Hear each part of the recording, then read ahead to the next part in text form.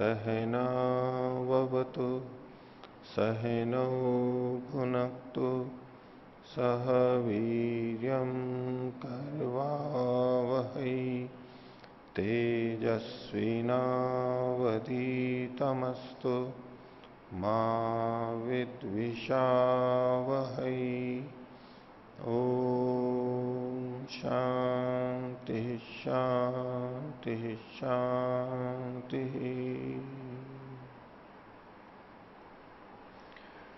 वेदांत दर्शन की 104वीं कक्षा वेदांत दर्शन के चतुर्थ अध्याय का तृतीय पाठ चल रहा है। पिछली कक्षा में हमने छठे सूत्र तक का देखा था और पिछले जो ये सूत्र थे इसमें मृत्यु के बाद में आत्मा का गमन अर्ची आदि आतिवाहिक चीजों के साथ में जो बताया था उससे संबंधित चर्चाएं चली थी। तो पिछले पाठ में से किन्हीं को पूछना है तो पूछ सकते हैं।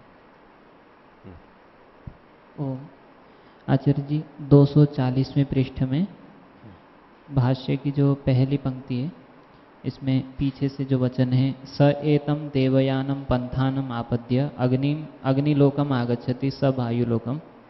तो इसमें ये संशय हो रहा था कि ये आदित्य लोक चूंकि जिस जो क्रम उसमें पढ़ा गया है उसमें आदित्य चंद्रमसम में आदित्य लोक तो आ ही गया था, तो फिर से यहाँ पर आदित्य लोक है तो उसको कैसे लगाएं। तो इस विषय में शंकराचार्य जी ने लिखा हुआ है कि यहाँ पर ये जो क्रम दिया हुआ है वो केवल पौर्वापर्य रूप से ऐसे रखा हुआ है, इसमें मतलब ये क्रम वचन नहीं है, क्रम को बताने वाला यहाँ पर कोई शब्द न होने से। तो इसलिए आदित्य को उसी आदित्य के साथ में जोड़ करके फिर वरुण के बाद में इंद्र और प्रजापति को जोड़ने के लिए कहा है। हाँ वैसे ठीक है। और यहाँ पर भी जो वायु लोक के बाद वरुण लोक और फिर आदित्य लोक का है, और यहाँ इन्होंने जो वरुण लोक को जोड़ा है वो वायु के बाद ही जोड़ा है, वायु के बाद वरुण और उसके आगे आदित्य था। तो यहाँ तक तो ये संगति हो गई। फिर इंद्रलोक और प्रजापति लोक को इसको आदित्य के बाद में या वरुण के बाद में जोड़ना चाहिए? आदित्य के बाद ही जुड़ेगा ये भी, क्योंकि वरुण के बाद तो आदित्य आएगा ही वहां पर वरुण के बाद में जी नहीं, वरुण तो विद्युत के बाद में आएगा कि तड़ी तो अधिवरुण, सबसे अंतिम में विद्युत है।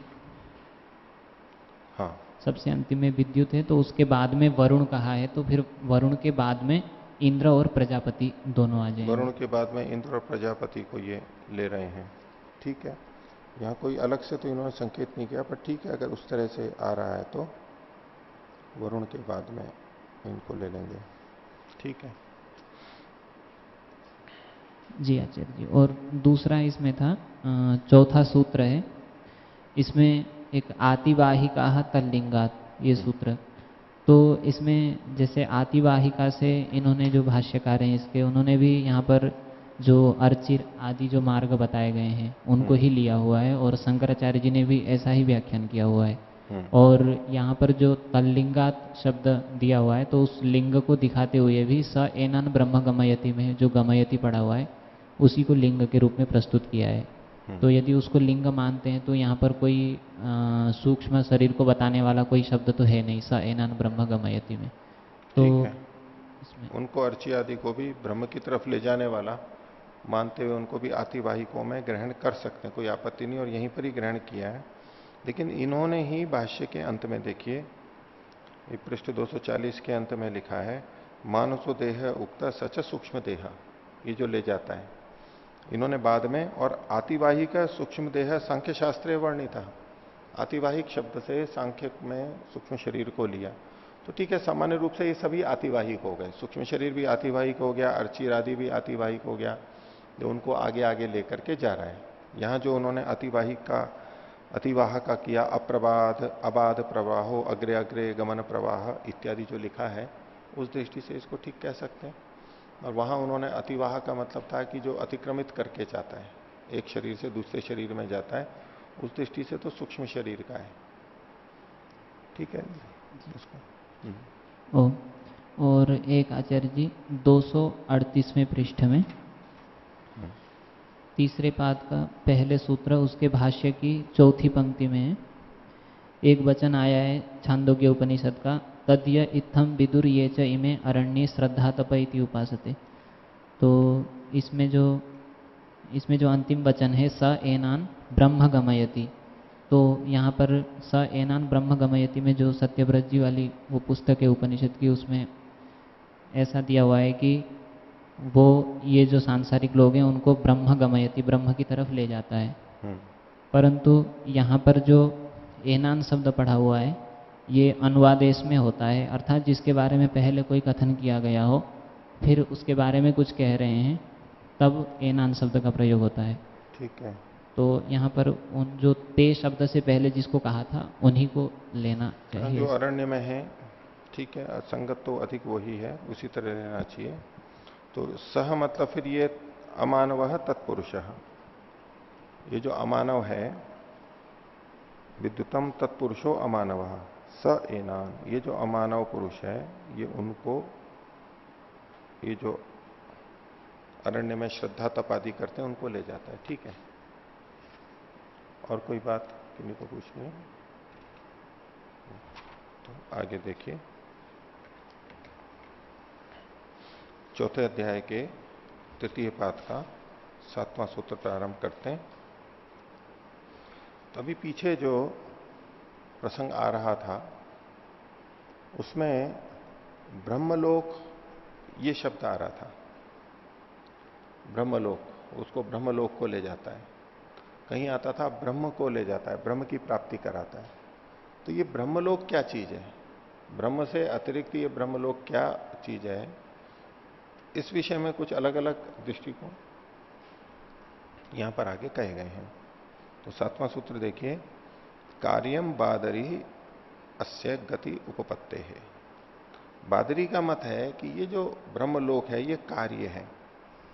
ब्रह्म है वो तो अपने आप में नित्य चीज है, लेकिन कार्य का मतलब है वो स्थिति विशेष है, कुछ बना हुआ है जो कि पहले नहीं था, नित्य नहीं था। कार्य जो होता है वो नित्य नहीं होता है उस दृष्टि से,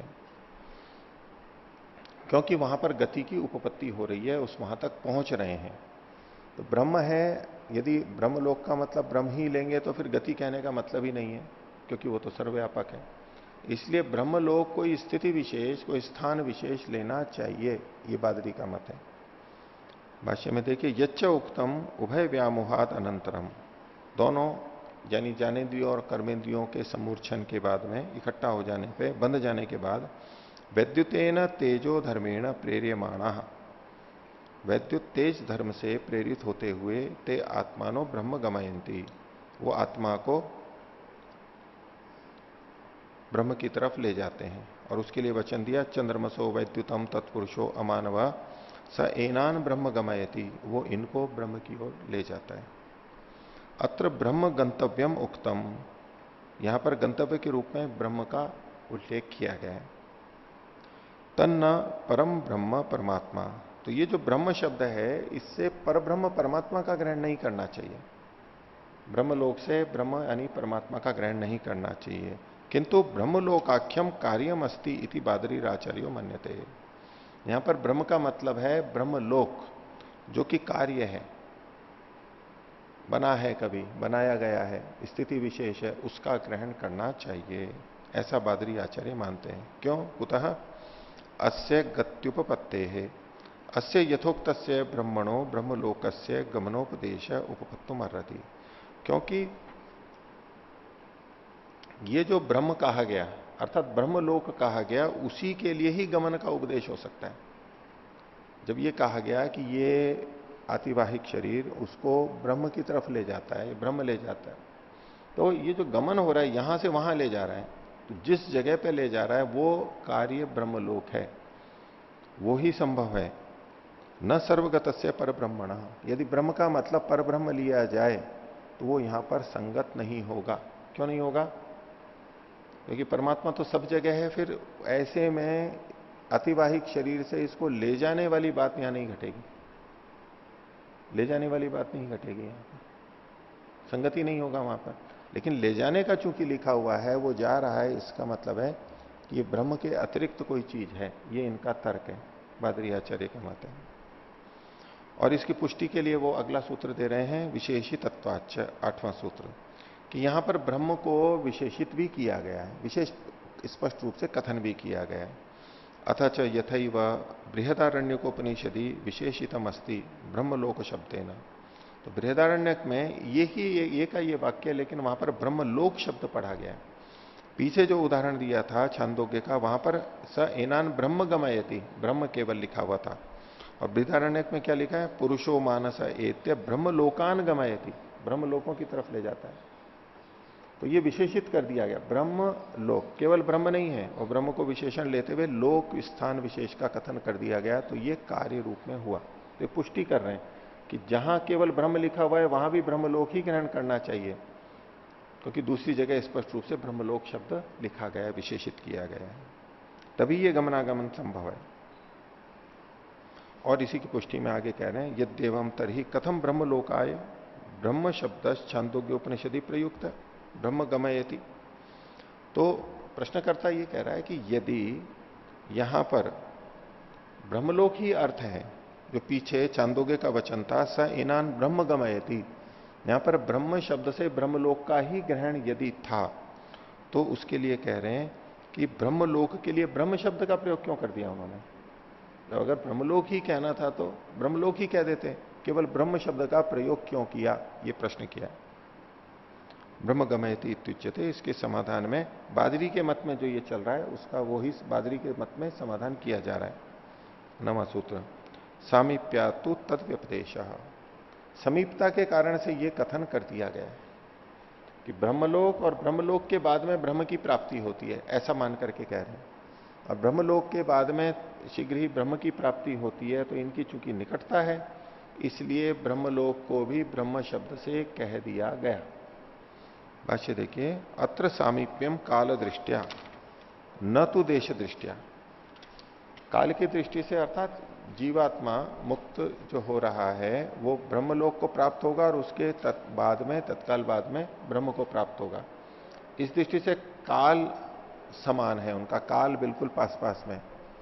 और देश की दृष्टि से तो ये हो नहीं सकता है, न तो देश दृष्टिया, क्योंकि परमात्मा तो सर्वव्यापक है, और सर्वव्यापक होने से ब्रह्मलोक कोई भी हो, कहीं भी हो, वो परमात्मा में ही रहेगा, परमात्मा से जुड़ा हुआ ही रहेगा, उससे भिन्न दूर तो हो ही नहीं सकता है।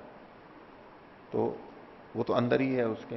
तो यहां प्राप्ति की दृष्टि से ये कथन किया गया है, काल की दृष्टि से। आनंतर्या तो ब्रह्मलोकाय ब्रह्म शब्द से व्यपदेश कृत। और चूंकि इसके तत्काल बाद में होता है, आनंतर्य है काल की दृष्टि से, इसलिए ब्रह्मलोक के लिए ब्रह्म शब्द का कथन व्यपदेश यहां पर किया गया है। ब्रह्मलोकात अनंतरम ब्रह्म प्राप्नोति, ब्रह्मलोक के बाद में ब्रह्म को प्राप्त होता है, इसलिए ब्रह्म शब्द भी वहां पर ब्रह्मलोक का वाचक मानना चाहिए, बादरी का मत है। और इसकी पुष्टि में आगे कह रहे हैं यतो ही, क्योंकि 10वां सूत्र है, कार्यात्यये तदध्यक्षेण सह अतः परम अभिधानात्। तो कार्यात्यये, कार्य के बाद में, कार्य का मतलब है यहां पर ब्रह्मलोक, जैसा कि ये कहते आ रहे हैं, उसके बाद में, उसके आगे तदध्यक्षेण सह, उसका जो अध्यक्ष है, स्वामी है, यानी तो यहां पर सूक्ष्म शरीर ग्रहण किया भाष्यकार ने, उस सूक्ष्म शरीर के साथ में अतः परम, इससे भी परे, इस ब्रह्मलोक से कार्य के से भी परे, यानी ब्रह्म को का अभिधानात कथन होने से, अतः परम अभिधानात, इससे परे ब्रह्म का कथन होने से। कार्यात्यय, कार्य से ब्रह्मलोकाख्य से अतिक्रमणे ब्रह्मलोकातिक्रमणानंतरम ब्रह्मलोकम अतिक्रम्य। तो कार्यात्यय को खोल रहे हैं, कार्य से, कार्य का, कार्य क्या है? तो ब्रह्मलोकाख्य से, जो ब्रह्मलोक नाम का है वो कार्य, उसका अतिक्रमण होने पर, अत्यय को इन्होंने अतिक्रमण से खोला है, तो इसी को आगे खोल दिया ब्रह्मलोकातिक्रमणानंतरम, ब्रह्मलोक के अतिक्रमण पार करने के बाद में फिर खोल दिया उसी को ब्रह्मलोकम अतिक्रम्य। तदध्यक्षेण सह तेन व अध्यक्षेण, उसी अध्यक्ष से, वो अध्यक्ष कौन है? कहा अमानवेन मानसेन तेजसेन। वहां पर एक जगह अमानव कहा था, एक जगह मानस कहा था, तो वो मानस है, अमानव है, उस तेज के द्वारा, और उसी को खोल दिया इन्होंने सूक्ष्म शरीर सा। तो तेजस का मतलब सूक्ष्म शरीर, वो जो अतिवाहिक चीजें हैं, अर्ची आदि, उसमें भी एक तो सूक्ष्म शरीर के रूप में माना गया, और अंत में उसी के माध्यम से जाता है, तेजस के माध्यम से, तो उसको इन्होंने ले लिया। तेजसेन सूक्ष्म शरीरेण सह अतः परम अभिधानात अतो ब्रह्मलोकात परम ब्रह्म प्राप्नोति। तो इस ब्रह्मलोक के बाद में आगे ब्रह्म को प्राप्त कर लेता है, जो कि पर है। तथैव अभिधानम प्रतिपादनम अस्ति इति हेतु। क्यों ऐसा माना? क्योंकि इसी तरह का अभिधान, इसी तरह का कथन शास्त्र में किया गया है। उसको छांदोग्य के वचन को इन्होंने फिर से दिया, पुरुषो अमानव एनान ब्रह्म गमयति। ये अमानव पुरुष, अथवा तो पुस्तक में लिख दिया मानस, ये मानस पुरुष, इनको ब्रह्म की ओर लेके चला जाता है। तो ब्रह्मलोक के बाद भी ब्रह्म की तरफ वो जाता है। दोनों में ये भेद करके कथन कर रहे हैं और इसकी पुष्टि के लिए और प्रमाण प्रस्तुत कर रहे हैं। 11वें सूत्र में कहा स्मृतिश्च, स्मृति से भी ये सिद्ध होता है। भाष्य स्मृतो अपि खलु अध्यात्म चर्या क्रमेण अंते परम ब्रह्म प्राप्यते। स्मृति में भी अध्यात्मचर्या के क्रम के अंत में, आध्यात्मिक जो प्रक्रिया है, साधना है, उसके अंत में परम ब्रह्म प्राप्यते किल उच्यते, अंत में पर ब्रह्म की ही प्राप्ति कही गई है। तो पीछे वाली बात की पुष्टि ऐसे कर रहे हैं कि वहां भी ब्रह्मलोक के बाद में ब्रह्म की प्राप्ति कही गई, यानी सबसे अंत में ब्रह्म की प्राप्ति बताई गई है। तो जो आध्यात्मिक आचरण है उसके बाद में भी जो कुछ प्राप्ति बताई गई है, सब जगह अंत में ब्रह्म की ही प्राप्ति बताई गई है। परम ब्रह्म प्राप्यते किल उच्यते। तो इन्होंने गीता का एक श्लोक दिया है, उसका एक पंक्ति, उसकी एक पंक्ति, आ ब्रह्म भुवनालोका पुनरावर्तिनो अर्जुन। हे अर्जुन, आ ब्रह्म भुवनात्, ब्रह्म भुवन, ब्रह्मलोक से पहले पहले या ब्रह्मलोक से इतर जितने लोक हैं उनमें लोकाहा यानी जीवा, ये जो जीव हैं, पुनरावर्तिन, बार बार लौटने वाले होते हैं, पुनर्जन्म करते रहते हैं, बार बार इनके जन्म होते रहते हैं। अर्थात ब्रह्मलोक की प्राप्ति होने तक, आ ब्रह्म भुवनात्, ब्रह्मलोक की प्राप्ति होने तक जीवात्मा फिर जन्म लेते रहते हैं। तो इसका मतलब हुआ कि अंतिम जो लक्ष्य है वो ब्रह्म है, ब्रह्मलोक है। ब्रह्म भुवनम ब्रह्मलोक इति यावत। गीता में जो ब्रह्म भुवन शब्द कहा गया उसी को ब्रह्मलोक शब्द से कहेंगे। भुवन यानी लोक। आगे ब्रह्म भुवनात् ब्रह्मलोकात् परम ब्रह्म मोक्ष इत्यर्थ है। तो ब्रह्म भुवन से यानी ब्रह्मलोक से परे ब्रह्म है, और इसी को इन्होंने मोक्ष शब्द से कहा, ये अर्थ है। इसी की पुष्टि के लिए एक और वाक्य दिया, परस्यांते कृतात्मान प्रविशंति परम पदम। पर के अंत में, यहां पर का मतलब इन्होंने लिया कार्य ब्रह्मलोक जो है, जिसकी पीछे चर्चा की गई। तो कार्य ब्रह्मलोक के अंत में, परस्यांते, कार्य ब्रह्मलोक के अंत में कृतात्मान, अर्थात जो कृतकृत्य हो गए हैं, कृतकृत्य जो योगी हैं, वे कृतात्मा जो हैं, वे परम पदम प्रविशंति, उस परम पद में प्रवेश कर जाते हैं। वो परम पद परमात्मा में प्रवेश कर जाते हैं, अर्थात ब्रह्मलोक के बाद में ब्रह्म को प्राप्त करते हैं। इस तरह का इन्होंने बादरी के अनुसार वर्णन किया है। अब इसके ऊपर जैमिनी का मत रखा जा रहा है, 12वां सूत्र, परम जैमिनी मुख्यत्वात्। जैमिनी मुनि कहते हैं कि यहां पर ब्रह्म शब्द से पर ब्रह्म का ही ग्रहण करना चाहिए, क्योंकि वही मुख्य है। पीछे जहां पर छांदोग्य उपनिषद का वचन था, जहां केवल ब्रह्म शब्द था, बादरी का कहना था कि वहां पर ब्रह्म मतलब ब्रह्मलोक लिया जाए। जैमिनी कह रहे हैं कि नहीं, ब्रह्म का मतलब ब्रह्म ही लिया जाए वहां पर। तो भाष्य देखिए, चंद्रमसो विद्युतम तत्पुरुषो अमानव स एतान ब्रह्म गमयति, या एनान ब्रह्म गमयति। तो चंद्रमा उससे विद्युत में, और फिर ये अमानव पुरुष हो जाता है, वो इन सबको ब्रह्म की तरफ ले जाता है। अत्र वचने ब्रह्म शब्दे न परम ब्रह्म मन्यते जैमिनी आचार्य। ब्रह्म का मतलब ब्रह्म ही लेना चाहिए, यानी पर ब्रह्म। कुतः, क्यों लेना चाहिए? मुख्यत्वात्, ब्रह्म शब्दो मुख्यत्वेन परस्मिन ब्रह्मण्येव प्रयुज्यते। क्योंकि ब्रह्म शब्द मुख्य रूप से पर ब्रह्म के अर्थ में ही प्रयोग किया जाता है। यद्यपि ब्रह्म शब्द और भी लोगों के लिए, और भी पदार्थों के लिए प्रयोग किया जाता है, लेकिन मुख्य रूप से ब्रह्म का मतलब पर ब्रह्म ही होता है। तो यहां पर वही अर्थ लेना चाहिए। मुख्यम ब्रह्म ही अध्यात्म मार्गे प्राप्तव्यम, और अध्यात्म मार्ग में सबसे अधिक यानी प्राप्तव्य, प्राप्त करने योग्य कौन होता है? वो मुख्य ब्रह्म ही होता है, और कोई नहीं हो सकता है। तस्मात् परम ब्रह्म ही ग्राह्यम, इसलिए ब्रह्म शब्द से पर ब्रह्म का ही ग्रहण करना चाहिए। और जैमिनी आचार्य के मत में फिर पुष्टि की जा रही है कि दर्शनाच, अगला सूत्र है 13वां, कि ऐसा शास्त्र में देखा भी जाता है, पुष्टि भी होती है। भाष्य, तत्र अस्मिन देवयान मार्गे गंतव्यत्वेन अंतिमम लक्ष्यम ब्रह्मैव। तो यहां पर देवयान मार्ग में गंतव्य के रूप में अंतिम स्थान, अंतिम लक्ष्य ब्रह्म ही है। पुष्टि के लिए इन्होंने छांदोग्य और कठोपनिषद का एक वचन दिया, तया ऊर्ध्वम आयन अमृतत्वम एति, उस मार्ग से ऊपर की ओर जाते हुए अमृतत्व को प्राप्त करते हैं। अमृतत्व क्या है? तो खोल रहे हैं, अमृतत्वम एति गमने अमृतत्वम लक्ष्यम, गमन के लिए अमृतत्व ही लक्ष्य बना हुआ है। और तच्च परम ब्रह्म, और वो पर ब्रह्म परमात्मा ही लक्ष्य के रूप में है, मोक्ष के रूप में है। न कार्यम ब्रह्मलोकाख्यम, जो ब्रह्मलोक आप कह रहे थे जो कि कार्य रूप है, वो लक्ष्य के रूप में यहां पर नहीं लिया जाएगा। तथा कृत्वैव, और ऐसा मान करके स एनान ब्रह्म गमयति, अत्र गमयति इति, गमयति तत्र एति च उभौ प्रयोगौ गत्यर्थौ समानौ। तो गमयति कहें या एति कहें, ये गत्यर्थक हैं और समान अर्थ को देते हैं, इसलिए यहां पर ब्रह्म ही लिया जाना चाहिए। आगे, अथ अपरो हेतुरत पर ब्रह्मणी ब्रह्म शब्द से प्रयोगे, ब्रह्म शब्द का प्रयोग किया गया, उसका मतलब पर ब्रह्म ही लिया जाना चाहिए। इसमें और भी पुष्टि के लिए बातें रखी जा रही हैं, हेतु दिया जा रहा है। तो 14वां सूत्र है, नच कार्य प्रतिपत्ति अभिसंधि।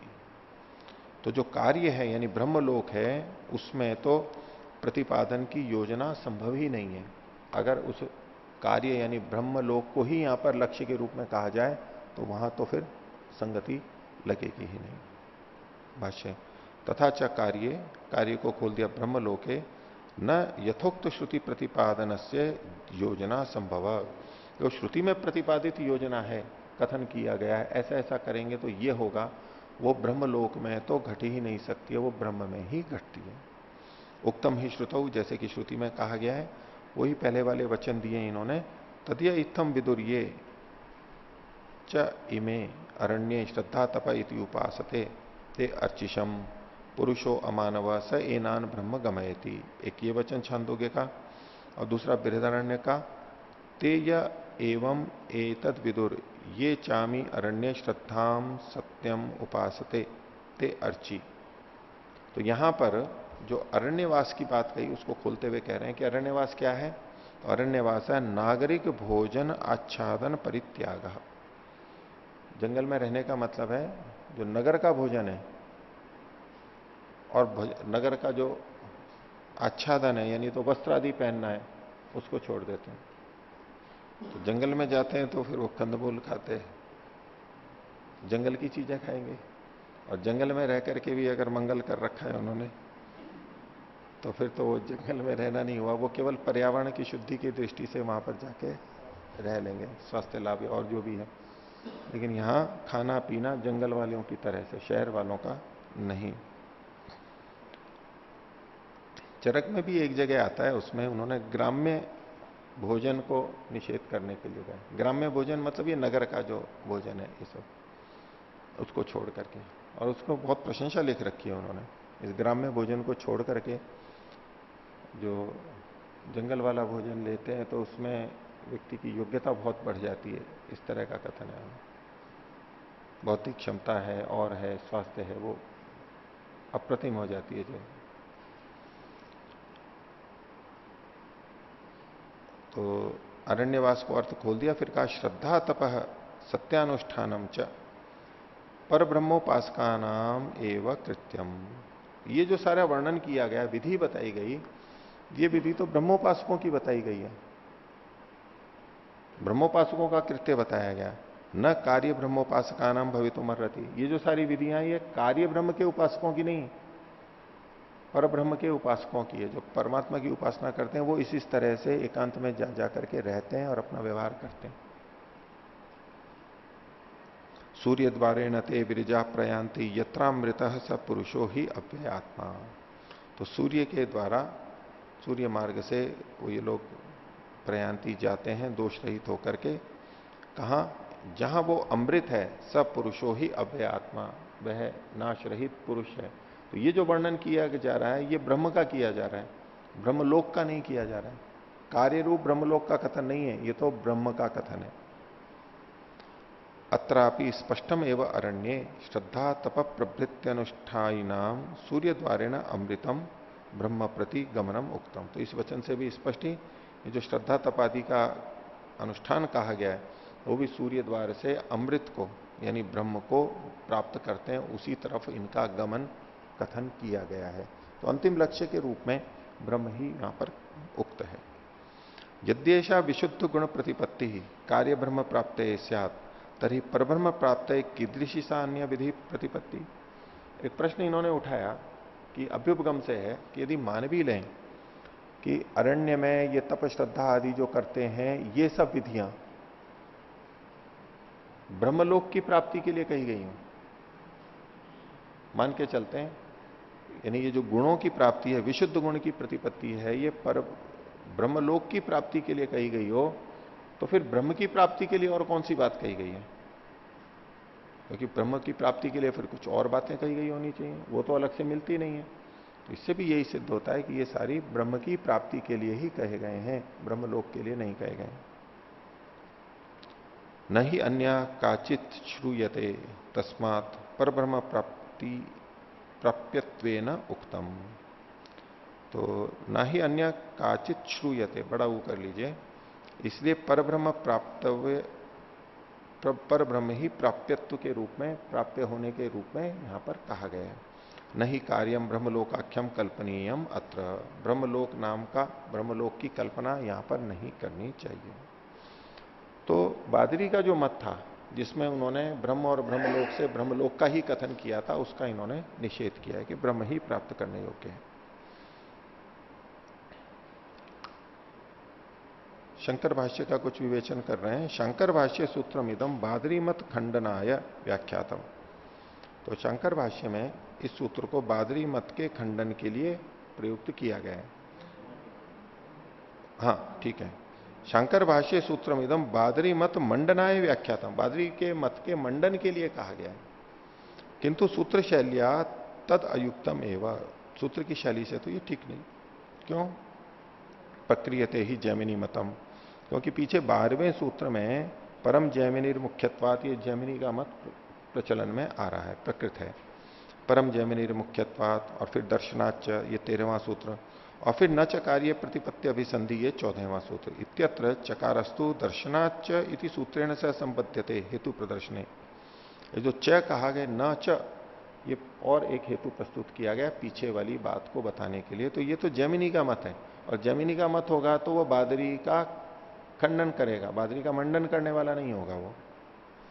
न च कार्य प्रतिपाद्यनाय प्रतिपाद्य, न च कार्य प्रतिपाद्य अनायासेन जैमिने एव अयम अपरो हेतु, ये जैमिनी का ही मत है। अनायास का मतलब है उसके तत्काल बाद में सहजता से ये कथन किया गया है। न च कार्य इति सूत्रम न ही बादरी मतम अवलंब्य सिद्धांत रूपे स्थापनीयम यथा शंकर भाष्य स्थापितम। ये जो न च कार्य सूत्र था 14वां, इसको बादरी का मत मान करके, 14वें सूत्र को बादरी का मत मान करके और इसको पक्ष बनाया, यानी सिद्धांत पक्ष बना करके जो कथन किया शंकराचार्य जी ने, वो ठीक नहीं है। तस्मात् कार्यम बादरी इत्येषः एव पक्षः स्थितः, ये शंकर भाष्य का वचन है कि इसलिए कार्यम बादरी, ये जो है सूत्र, तस्मात् कार्यम बादरी, कार्य जो है बादरी का मत में, इत्येषः एव पक्षः स्थितः, ये पक्ष स्थित है, यानी स्थिर है, खंडित नहीं हुआ है। इति वचनेन बादरायण नहीं, ये तो शंकर का मत हो गया। उसके आगे कहें यतो ही अग्रिम सूत्र, क्योंकि आगे ये शंकराचार्य का मत ठीक क्यों नहीं है, उसके लिए आगे कह रहे हैं यतो ही अग्रिम सूत्र, आगे जो 15वां सूत्र आने वाला है, बादरायण उभयथा अदोषात, बादरायण के मत में कहा कि दोनों ही तरह से दोष नहीं है। इति वचनेन बादरायण उभयोर माध्यस्थम करोति, बादरायण इन दोनों की मध्यस्थता कर रहा है। बादरी का मत आया, जैमिनी का मत आया, और बादरायण इन दोनों की मध्यस्थता कर रहा है। तो सिद्धांत पक्ष स्थिर पक्ष क्या बनेगा? अंत वाला बादरायण का मत माना जाएगा, बादरी का नहीं। आगे, बृहदारण्यकोपनिषदि यश्च ब्रह्मलोक शब्द प्रयुक्त सोपि ब्रह्मणि एव। इनका मत है कि बृहदारण्यकोपनिषद में जो ब्रह्मलोक शब्द आया, छांदोग्य में तो ब्रह्म शब्द था, तो बृहदारण्यक में जो ब्रह्मलोक शब्द आया है यह भी ब्रह्म में ही यानी परमात्मा में ही उसका ग्रहण करना चाहिए।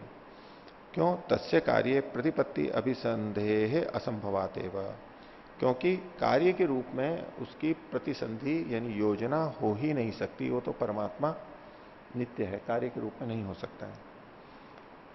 यथा गीतायाम अपि अर्चिरादि मार्गेण ब्रह्म विदो गंतव्यम ब्रह्म निर्दिष्टम, गीता का भी वो प्रसंग पीछे इन्होंने बताया था और वहां भी ये अर्चिरादि मार्ग कहे गए हैं। अभी इतनी जगह पे कहे हुए हैं, इसके कुछ रहस्य तो होना चाहिए। तो वहां गीता में भी जो अर्चिरादि मार्ग कहा गया है उसका भी गंतव्य ब्रह्म ही बताया गया है, ब्रह्म ही निर्दिष्ट है। उस वचन को बता रहे हैं, अग्निर्ज्योतिरह शुक्ल षण्मासा उत्तरायणम तत्र प्रयाता गच्छन्ति ब्रह्म ब्रह्मविदो जना। तो यहां से गए हुए व्यक्ति कहां पहुंचते हैं? ब्रह्मविद, परमात्मा को प्राप्त होते हैं। ब्रह्म गच्छन्ति, परमात्मा को प्राप्त होते हैं। छांदोग्य श्रुतिवत अत्र ब्रह्म गंतव्यम ब्रह्मविदाम उक्तम। तो जैसा छांदोग्य उपनिषद में कहा गया था वैसा ही गीता में ब्रह्म को जानने वालों का ब्रह्म ही गंतव्य के रूप में उल्लेखित है। तस्मात बृहदारण्य श्रुतौ यो ब्रह्मलोको गंतव्यत्वेन उक्ता, इसलिए बृहदारण्य के वचन में जो वहां पर ब्रह्मलोक गंतव्य के रूप में कह दिया गया है, हमें मिलता है, सब ब्रह्मणी एवं विज्ञेय, उसका मतलब ब्रह्म ही जानना चाहिए। अब बादरी कह रहे थे कि ब्रह्म का मतलब ब्रह्मलोक, चूंकि ब्रह्मलोक शब्द दूसरी जगह पढ़ा हुआ है, और जैमिनी का मत है कि नहीं, ब्रह्म ही लक्ष्य है और जहां ब्रह्मलोक लिखा हुआ है उसका मतलब भी ब्रह्म ही लेना चाहिए। अथच लोको, लोक का मतलब क्या है यहां पर? क्यों ब्रह्मलोक से ब्रह्म का ही ग्रहण करना चाहिए? तो लोक शब्द की व्याख्या करते हुए ये कह रहे हैं। अथच लोको, लोक को खोल रहे हैं, लोक्यते दृश्यते अनेन इति लोको, जिसके द्वारा देखा जाता है उसको लोक कहते हैं। लोक्यते, इसी को खोल दिया, दृश्यते, दर्शन योग्यत्वम, देखने की योग्यता जहां पर बनती है जिस स्थिति में, उसको लोक कहते हैं। और धातु दे दिया है इन्होंने लोकत्री दर्शन है, लोक का मतलब दर्शन, देखने के अर्थ में है।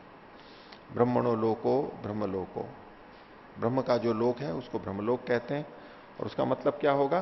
ब्रह्म दर्शन योग्यत्वम, ब्रह्म दर्शन अवस्थानम व बहुवचनम, ब्रह्म दर्शन अवस्थानम व, तो ब्रह्म दर्शन की योग्यता जहां पर होती है बस उसी को ब्रह्मलोक के नाम से कह दिया गया, अलग से कुछ नहीं है।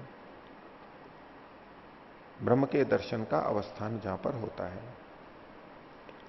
और यहां पर जो बहुवचन का प्रयोग किया गया है, आगे एक वचन आने वाला है उसमें बहुवचन का प्रयोग है, व को ब कर लीजिए। बहुवचनम तो ब्रह्मणो गुण अनंत्य योगात अनुभव भूमि वैविध्यात विज्ञेयम। तो आगे वचन आएगा, ते ब्रह्मलोकेशु, ब्रह्मलोकों में। तो ये क्या अनेक ब्रह्मलोक होते हैं? तो उनका कि ये अनेकत्व जो बहुवचन है वो केवल किस लिए किया गया? क्योंकि परमात्मा के गुणों की अनंतता है, यानी बहुतायत है, ऐसे बहुवचन में किया गया, एक बात। और दूसरा कहा इन्होंने कि अनुभव भूमि की विविधता होने से, अलग अलग ढंग से परमात्मा को जानते हैं, समझते हैं, देखते हैं। तो जो अनुभव करते हैं परमात्मा का वो भिन्न भिन्न प्रकार से करते हैं अपने अपने स्तर पर। तो अनुभव भूमि की भिन्नता के कारण भी यहां पर बहुवचन शब्द का प्रयोग किया गया। और पहला अर्थ बताया था परमात्मा के गुण बहुत अधिक हैं, इसलिए भी यहां बहुवचन का प्रयोग किया गया। यथा मुंडक श्रुतौ, मुंडकोपनिषद की श्रुति में कहा गया, वेदांत विज्ञान सुनिश्चितार्थ संन्यास योगात यतः शुद्ध सत्वा। तो वेदांत के ब्रह्म के विज्ञान से जिन्होंने निश्चित अर्थ वाले हो गए हैं, ठीक ठीक जान लिया है, और सन्यास के योग से, त्याग के योग से जो यति लोग शुद्ध सत्व वाले, चित्त वाले हो गए हैं, ते ब्रह्मलोकेशु, वे ब्रह्मलोक में परांत काल तक परामृता परिमुच्यंते सर्वे, वे सब के सब मुक्त हो जाते हैं। तो अत्र ब्रह्मैव लोको ब्रह्म लोको भी भवती, यहां पर ब्रह्म ही, ब्रह्म का ही जो लोक है वो ब्रह्मलोक भी होता है, उसकी प्राप्ति होती है। यहां जो है ना ते ब्रह्मलोकेशु, तो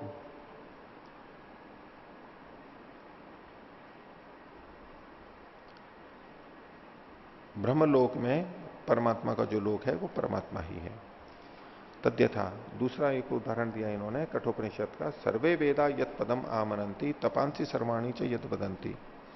तो सारे वेद और सारे पद जिस बात को बार बार कहते हैं और सारे तप जिस बात को कहते हैं, जिसके लिए किए जाते हैं, यदि चंतो ब्रह्मचर्यम चरंती, जिसकी इच्छा से व्यक्ति ब्रह्मचर्य तप आदि करता है, तत्ते पदम संग्रहेण ब्रवीमी ओम इत्येतत्, वो शब्द संग्रह के रूप में तुम्हारे लिए कहता हूं ओम, यानी परमात्मा। एतद्दी एव अक्षरम ब्रह्म, ये जो अक्षर है ये अक्षर क्षीण होने वाला ब्रह्म है। एतद्दी एव आलंबनम, ये सबका आश्रय है। श्रेष्ठम आलंबनम श्रेष्ठम, एतद आलंबन परम, ये सबसे श्रेष्ठ आश्रय है और सबसे ऊंचा आश्रय है। एतद आलंबनम ज्ञात्वा ब्रह्मलोके महीयते, इस आलंबन को जान करके ब्रह्मलोक में, परमात्मा लोक में वो महीयते, महिमा को प्राप्त करते हैं। तो ये जो सारा ब्रह्मलोक का मतलब है ब्रह्म ही है, और चाहे बहुवचन में कहो चाहे एक वचन में कहो, उससे वहां कोई अंतर नहीं आएगा।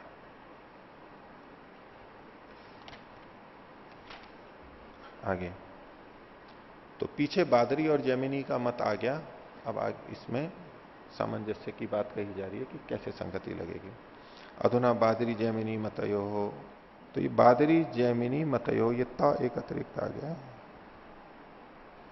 बादरी और जैमिनी मत में समन्वयम मध्यस्थम व करोति बादरायण, इनकी मध्यस्थता दोनों की संगति लगा रहे हैं।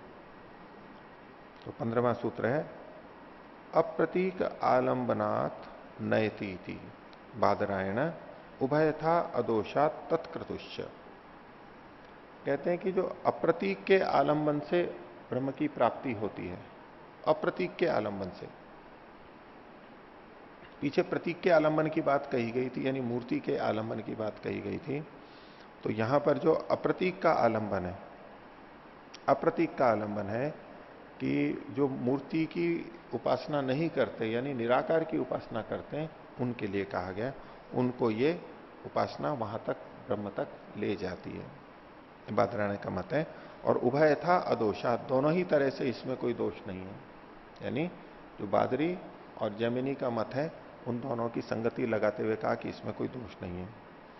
तत्क्रतुश्च, और दोनों ही जगह पे वहां पर ब्रह्म ही क्रतु के रूप में ब्रह्म का संकल्प लेकर के ही कार्य किया जाता है, चाहे ब्रह्म लोक कहें चाहे वहां पर ब्रह्म शब्द का प्रयोग करें, इसलिए संगति लगाई। भाष्य देखिए, प्रतीकालंबन रहितान केवल ब्रह्मोपासकान सो अमानवो मानसो व पुरुषो ब्रह्म प्रति नयति। तो प्रतीक के आलंबन से जो रहित हैं, प्रतीक के आलंबन से रहित हैं, साकार परमात्मा के आलंबन से जो रहित हैं, निराकार की जो उपासना कर रहे हैं, इसी को इन्होंने दूसरे शब्दों में कहा केवल ब्रह्मोपासकान, जो केवल शुद्ध ब्रह्म की उपासना करते हैं, उसके साथ में कोई मूर्ति और चित्र नहीं जोड़ते हैं, तो उनको वह अमानव मानस पुरुष ब्रह्म के प्रति ले जाता है।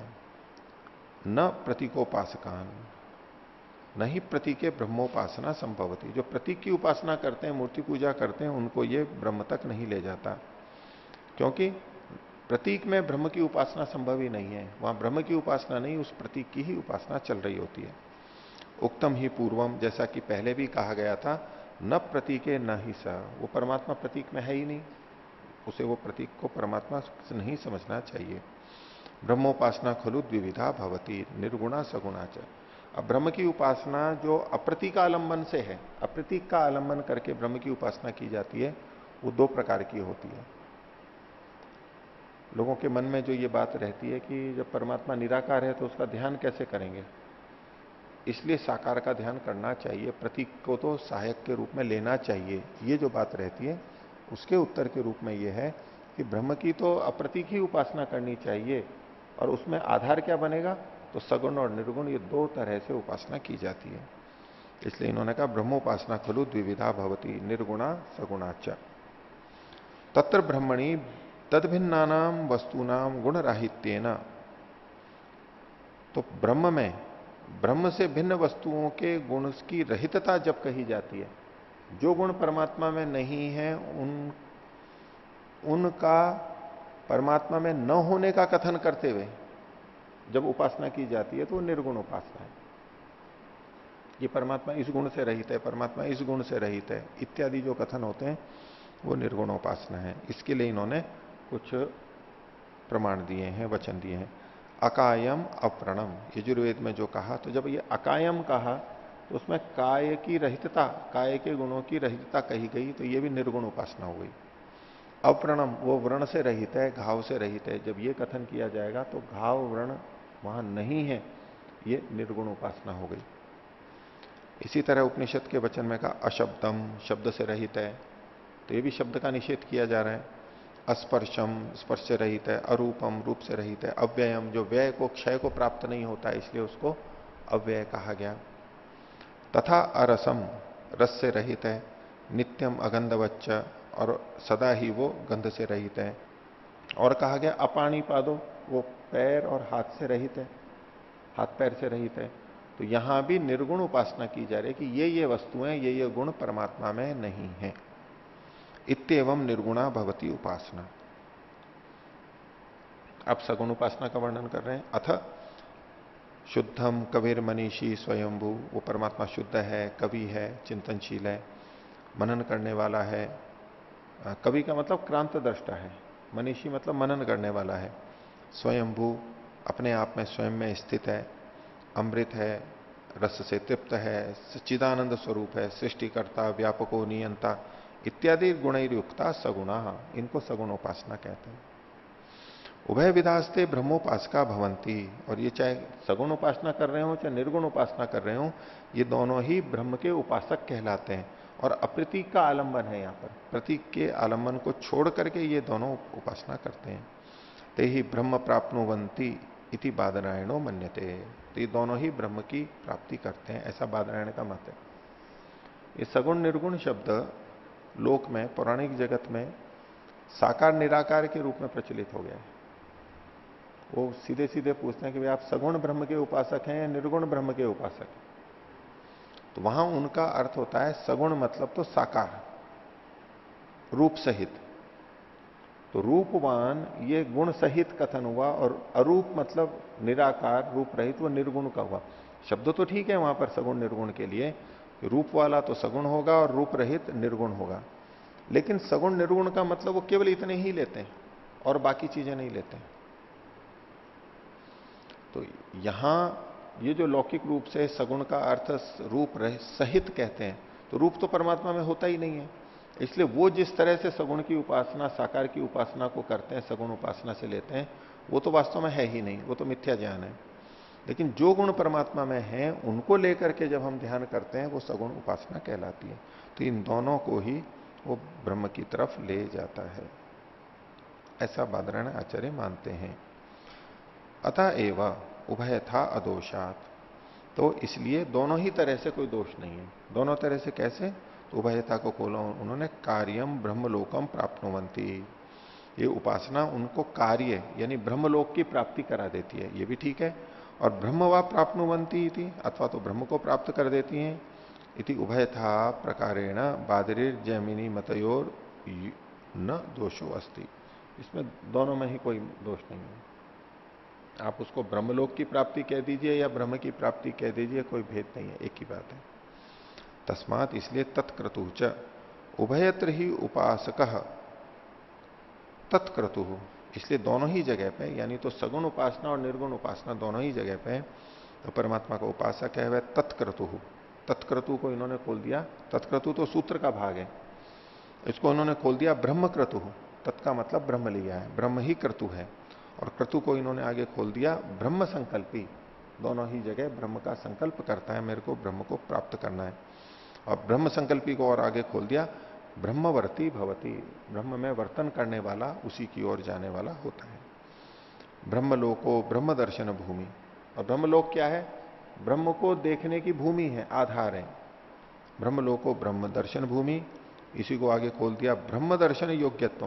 परमात्मा को देखने की जो योग्यता है वो ब्रह्मलोक है, और ब्रह्म एक अलग चीज हो गई, तो दोनों को प्राप्त करता है, कोई आपत्ति नहीं है। ब्रह्म दर्शन योग्यत्व कार्यम उच्यते तत्पूर्वम प्राप्यते पुनश्च अनंतरम परम ब्रह्मापि प्राप्नोति। तो जब ये साधना करते हैं तो सबसे पहले ब्रह्म दर्शन की योग्यता प्राप्त होती है, और ये ब्रह्म दर्शन की योग्यता का प्राप्त होना ब्रह्मलोक की प्राप्ति स्वीकार करना चाहिए। और ब्रह्म दर्शन की योग्यता के बाद में ब्रह्म का दर्शन होता है तो ब्रह्म की भी प्राप्ति हो गई। तो ये जितने क्रियाकलाप हैं वो इन दोनों की ही प्राप्ति कराते हैं, लेकिन पहले ब्रह्मलोक की प्राप्ति कराते हैं, यानी ब्रह्म दर्शन की योग्यता प्राप्त कराते हैं, और फिर ब्रह्म का दर्शन करा देते हैं, ब्रह्म की प्राप्ति करा देते हैं।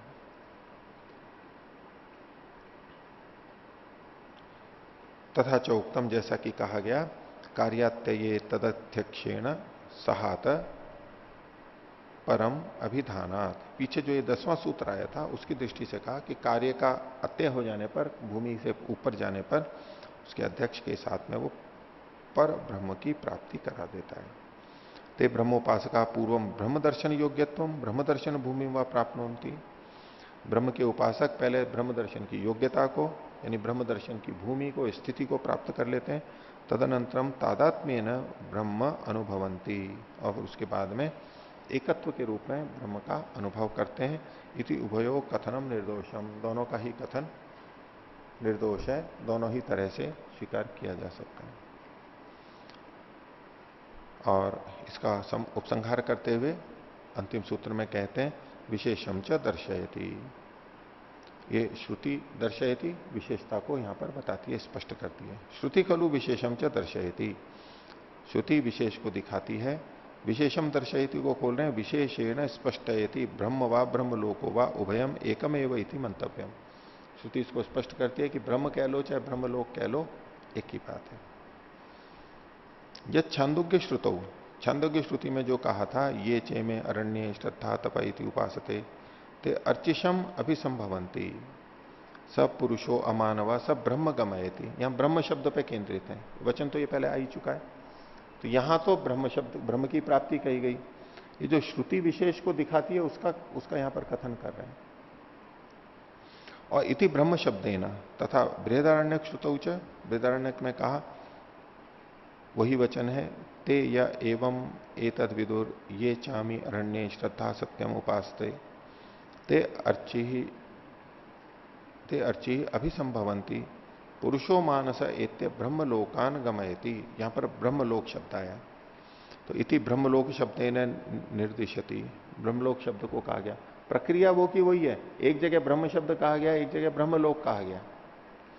तो अत्र उभयत्र समानम एवं उपासना विधानम मार्गश्च, उपासना का विधान और उपासना का मार्ग दोनों जगह समान ही है।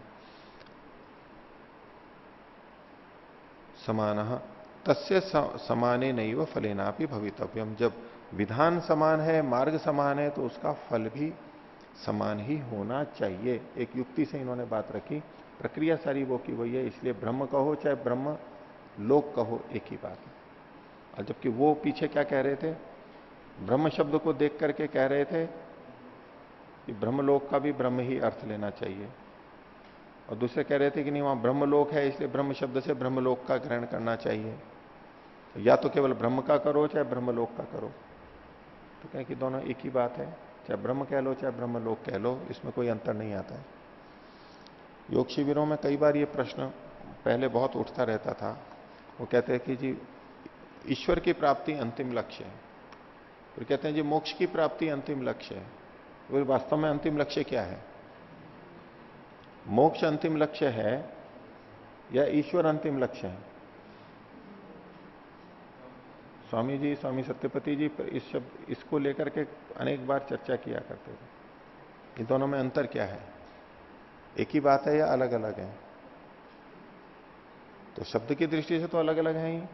एक है ईश्वर की प्राप्ति और एक है मुक्ति की प्राप्ति। तो हमारे जीवन का लक्ष्य क्या होना चाहिए? ईश्वर की प्राप्ति होना चाहिए या मुक्ति की प्राप्ति होना चाहिए?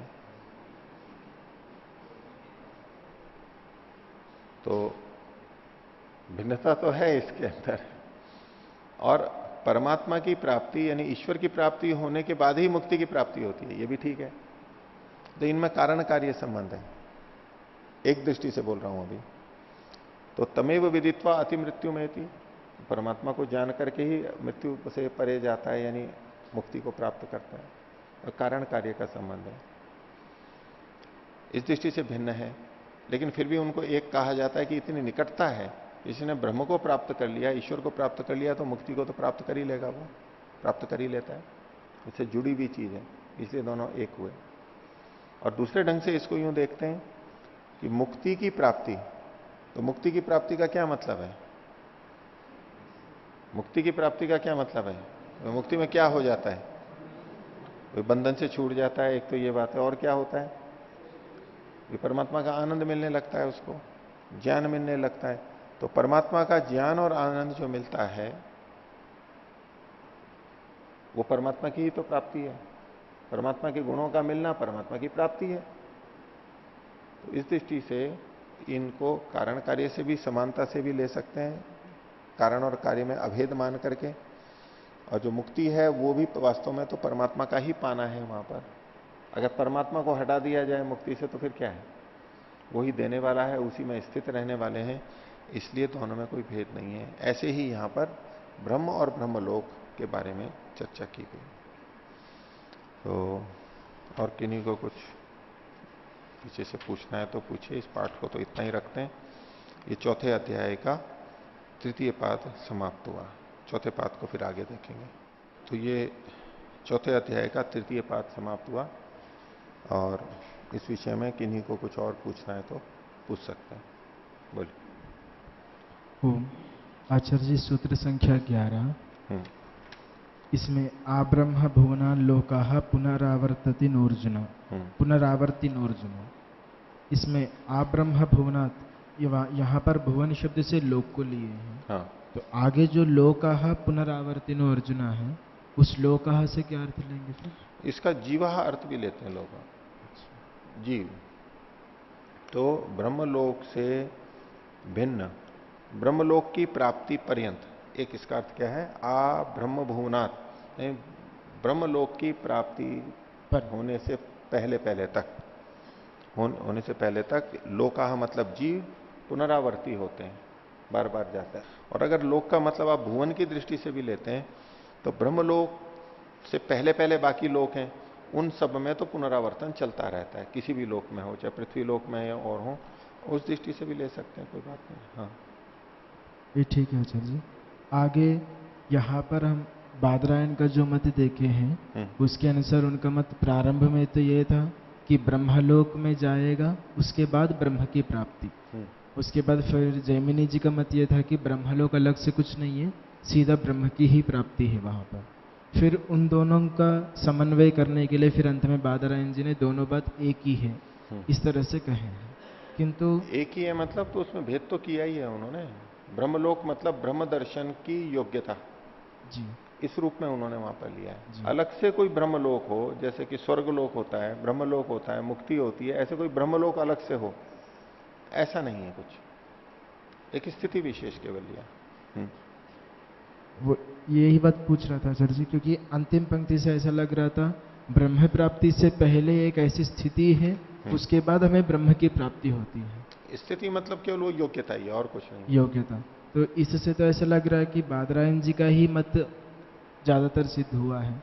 कोई भेद नहीं है उसके अंदर, इन्होंने खंडन नहीं किया ना बादरायण जी का कि इनसे ब्रह्मलोक की प्राप्ति होती है, लेकिन ब्रह्मलोक अपने आप में लक्ष्य नहीं बनेगा। ब्रह्म दर्शन की योग्यता ये अपने आप में लक्ष्य नहीं बनेगा, वो भी एक साधन है। ब्रह्म लक्ष्य के रूप में तो ब्रह्म ही रहेगा, जैसा कि जैमिनी मुनि कह रहे हैं। तो इन्होंने कहा कि भाई संगति दोनों की लग जाएगी, ब्रह्मलोक की स्थिति यानी ब्रह्म की प्राप्ति की योग्यता और ब्रह्म, कोई बात नहीं। ठीक है कुछ ओम। पूज्य आचार्य जी, अभी चर्चा में ऐसा बताया गया कि ब्रह्म प्राप्ति यानी ईश्वर प्राप्ति और मोक्ष प्राप्ति दोनों एक ही है, दोनों में कोई अंतर नहीं है, अभिन्न है।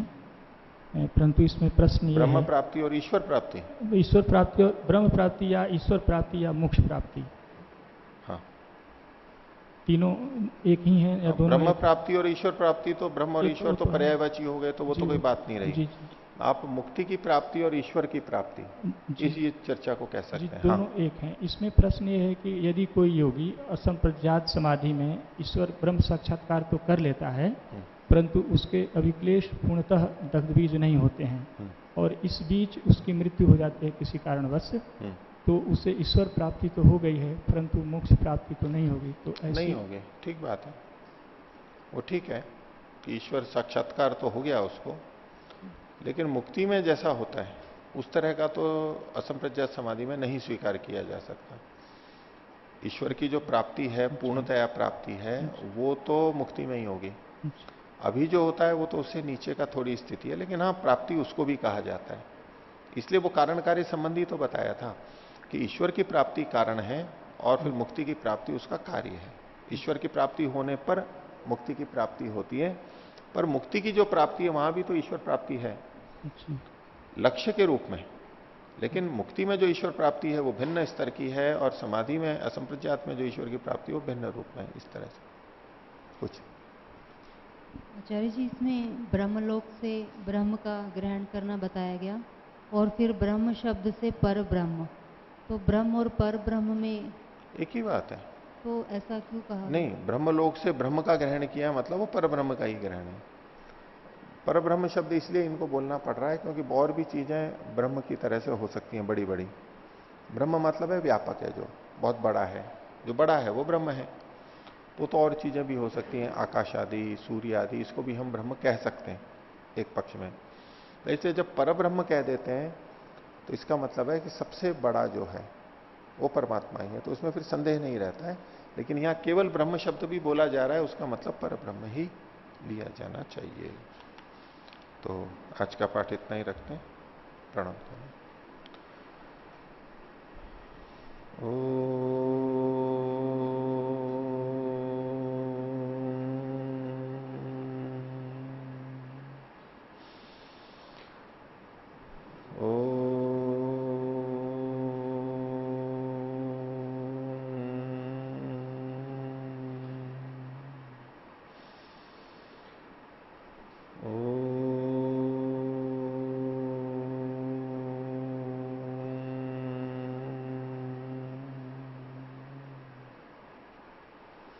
सभी को सदर